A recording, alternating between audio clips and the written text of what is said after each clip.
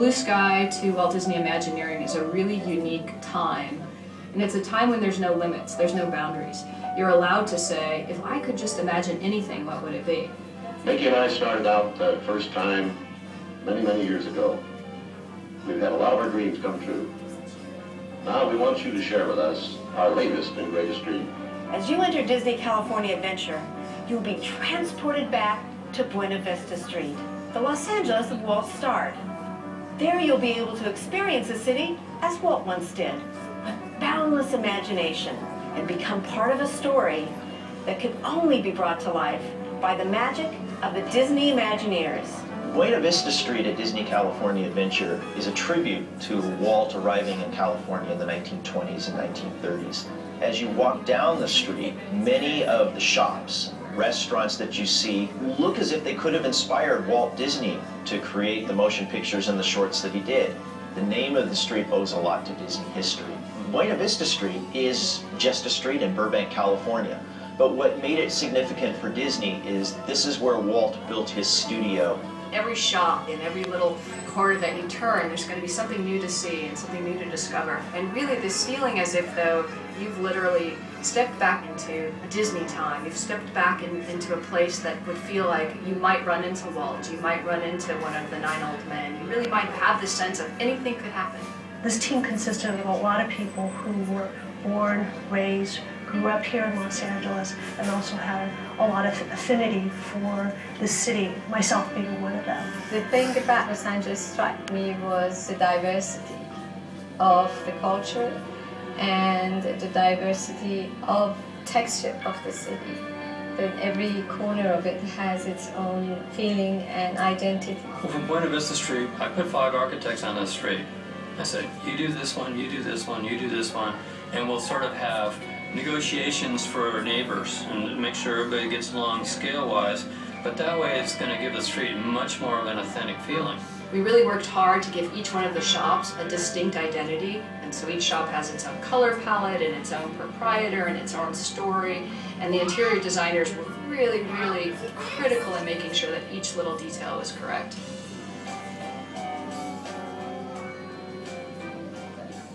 My father had an office in downtown Los Angeles, so as a kid I would go down there and I would see him working, I would see the trolley cars, I would see the building. I saw a lot of things that are no longer around today, but what it did is it gave me an appreciation for history and it gave me an appreciation for the place. I have had a first-hand experience with many of the elements that we're reproducing here. We're really paying a lot of attention to creating the reality of this street. Clarabelle's hand-scooped ice cream is a tribute to the character of Clarabelle the cow. We were given Clarabelle's as an inspiration. It went toward the yummy ice cream, pastel colors, but they all remind you of ice cream flavors, such as chocolate, vanilla, strawberries, and sprinkles. The particular tile is an image of an ice cream sundae. The tile work and the decorative patterns in Clarabelle's are going to be so yummy, you're going to want to lick the walls. One of the things that was really important to the team as we began to look at this really immersive new main entrance was to provide an icon or a centerpiece that would really culminate your journey as you walk up the street. One of the things that kept resonating was the significance of the night that Snow White premiered. We realized that the Carthay Circle Theater was this incredible icon. Some people felt it was Walt's folly, some people felt that it would be a tremendous failure. A full-length feature animated film had never been made before. With Snow White and the Seven Dwarfs, he staked everything he had in his company on this animated feature. Even leading up to the night that Snow White premiered, everything was riding on that, everything was hinging on that. No one knew. Really, the success of Snow White and the Seven Dwarfs made Walt Disney, the Walt Disney Company, and opened the door for the generations of excitement and joy that's been brought to people around the world. If it wasn't for that, none of this would be here. The whole journey of Walt Disney arriving in 1923 and then premiering Snow White and the Seven Dwarfs in 1937 was this incredible story of kind of going from rags to riches, of a man with a dream who made that dream come true. And so this building, this theater, really embodies that culmination of a dream.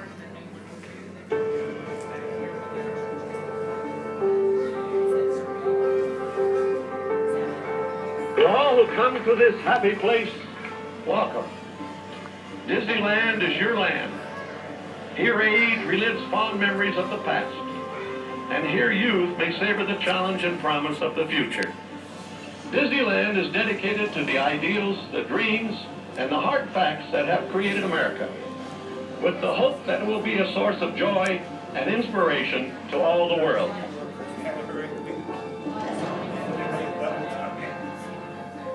In front of the Carthay Circle Theater is going to be an amazing new Walt and Mickey statue.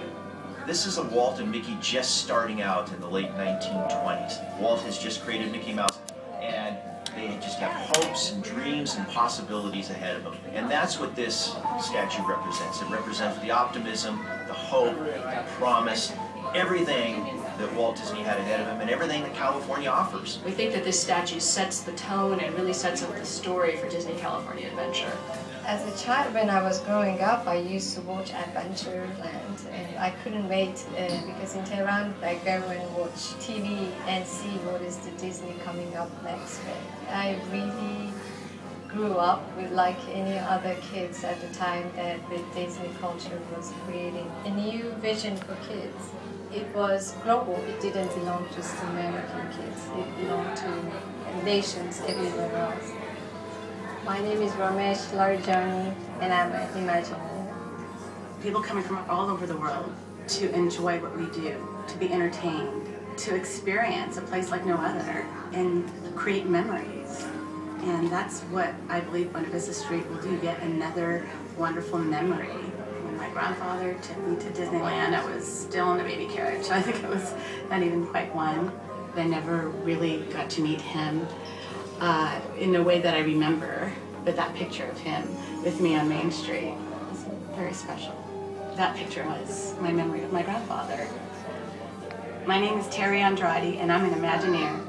This project would be my Carthay Circle because it takes what I love and the passion that I have, and the passion that I have for our guests' experience and our guests' enjoyment, and it puts it up and wraps it up into one neat little area, and I can't think of anything better. Honestly, I can't. I was born in Los Angeles, Queen of Angels Hospital, so I was literally in Los Angeles. And I used to commute a lot with my father. My father had, I think, a very strong desire for me to go into designer art. Len, you're going to be a designer. For all the art classes he put in, I put in calculus, algebra, chemistry. And he said, why are you fighting this? This is in your blood. You should just go into design school. I came home. I told my parents I'm switching my major. I think he was very proud. He was very happy. My father grew up in Los Angeles. Loved this city, so there's a lot of sentimentality here as well. The neighborhoods I love, the people that I love. Hopefully that translates into a reality. My name is Lynn Itamura, and I'm an Imagineer. I've learned a lot of things from Walt. You should never give up on your ideas. Through all the odds, keep battling just as Walt did, because in the end, if you really truly believe in your idea, it's going to happen. My name is Dave Fisher, and I'm an Imagineer. It's a really inspiring story when you think about the fact that Walt Disney came to California and in such a short time was able to make his dreams come true. It's this idea that if you think it, if you can dream it, you can do it. We at Imagineering have that feeling to work in a place in which we do get to think it and dream it and then do it. And I think that's something that makes Disney parks unique, is that you come here and you do get imbued with that spirit. That, you know, life is really about you having dreams and making those dreams come true. And we really want people to come away from a day in Disney California Adventure. We want them to come away with that same kind of a feeling.